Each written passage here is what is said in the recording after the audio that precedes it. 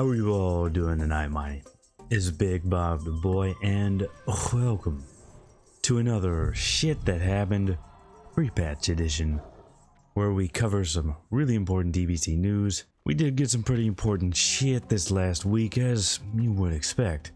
First is, they totally ruined honor gains in like every which way, technically and theoretically possible. In fact, I'm just gonna have to go ahead and say it now.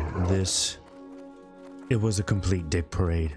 Nearly everything related to the pre-patch was a complete dick parade, and you know how very rarely I say that. So at first, honor gains seemed fine, but a little on the high side. We did some AV on stream and I was getting like 1k or so for loss, maybe a little bit more than that. And then Blizz nerfed the utter shit out of honor gains. It seems like there's a few reasons for this. One is this thread where this dude used Asmongold as a source. Okay. And thankfully, he was roasted for this post quite heavily, restoring a little bit of my faith in humanity. And actually, this guy kind of seems like a piece of shit. He made a lot of different threads about this and deleted a bunch of his replies.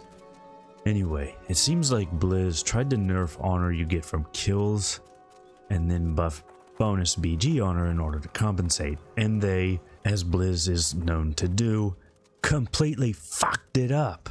And then, to fix their fuck up, they nerfed honor by a factor of 10. Let me repeat that, a factor of 10.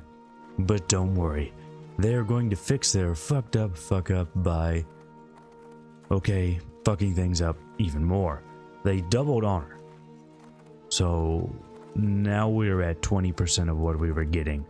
But it's cool, because we'll get 2 BG weekends. Dick parade.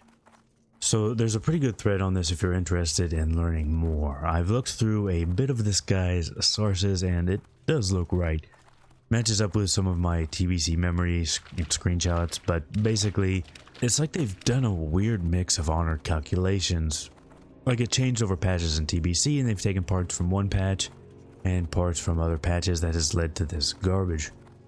Once everything is factored in, I'm not talking about just the bonus honor, it looks like we're getting something close to twice as much or a little higher honor as we should have been getting, not 10 times. Now considering we only get 2 weeks of pre-patch instead of 6, that was fine. Estimates with current honor rate are showing insane shit, like 180 hours of playtime to get a weapon. I have no idea what the fuck Blizzard is thinking here. This has nearly killed pre-patch PvP. Even if I just went to PvP for fun now, the queues have more than doubled and there's so few games going. Alright, so they put in the supposed 2 times fix while I was editing this video, so I had to go back and test that myself. For one AV win, I got 652 honor in a 10-minute game. Still terrible. Not a factor of 10, but still terrible. The staff is 38,250 honor. That's about 59 games, assuming all wins. I had a 5-minute queue in a 10-minute game. So that's around 15 hours at that rate. It's supposed to be AB weekend right now, but that is also broken. Jesus Christ. Okay, that was depressing. Let's look at some more positive stuff. Marks can be recovered. I know a lot of people did some PvP the day before pre-patch and had a lot of marks in the mail. Those expired because, well, you know. And those can be recovered, so that's good news for you people.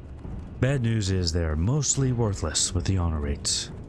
Frost Nova and other routes, so these were very bugged on the beta. People would talk about it non-stop, and Blizz like novelized the process of fixing this, so that's weird.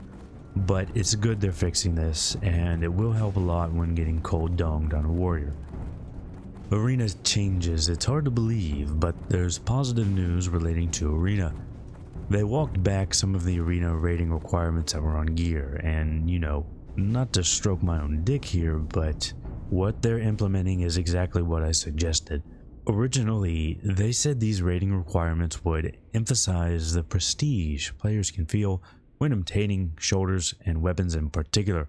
And my thought was, so why add rating requirements to everything else? Season 3 already achieved that perfectly, and I guess I was right because that's how they're going to do it now. 1850 rating requirement for the weapon, 2K rating requirement for the shoulders, no rating for anything else, at least up through Season 3.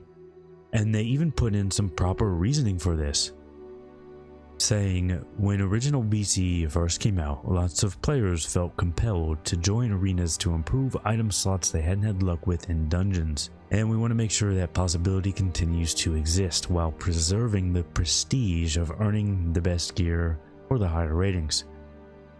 That is fine. That is completely fine. It just blows my balls to think Blizz can make sane decisions like this and rationalize them, but also do insane shit like nerfing Honor by a factor of 10.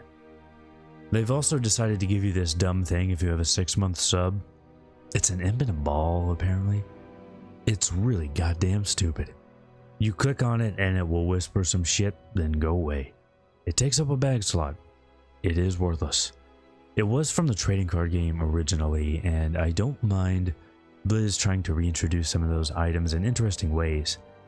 Not sure if 6-month subs is the best way to do so, but this thing isn't even a cosmetic gain.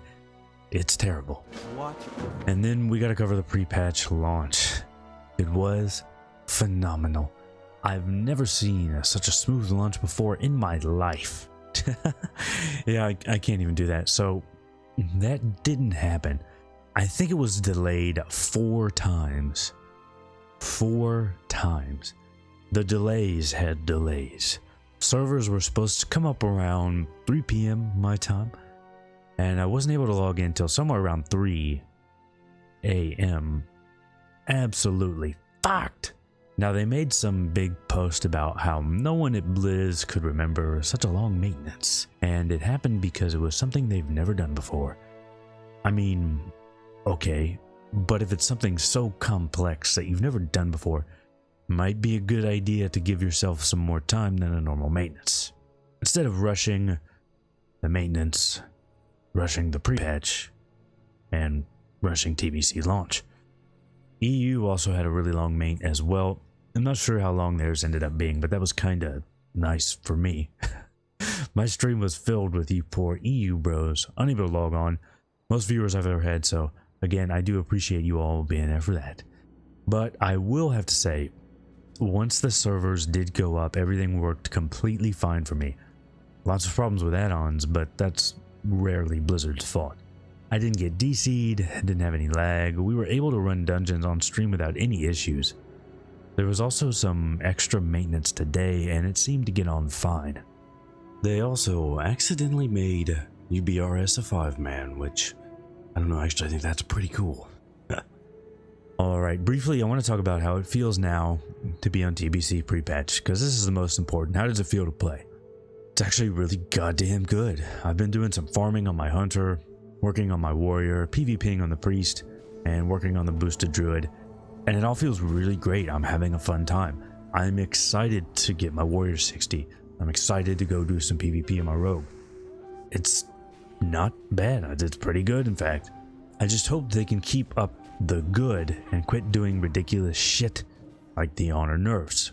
I mean, it's so bad that you could probably cap 100 marks from all BGs before you'd be close to hitting 75k honor.